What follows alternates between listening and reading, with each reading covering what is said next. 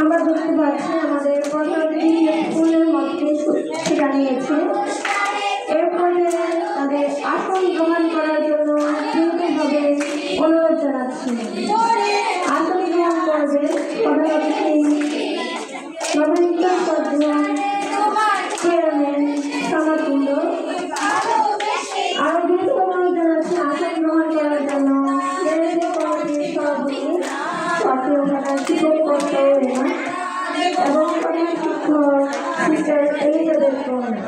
আমরা তাদের করতালি দিয়ে অভিনন্দন জানাই।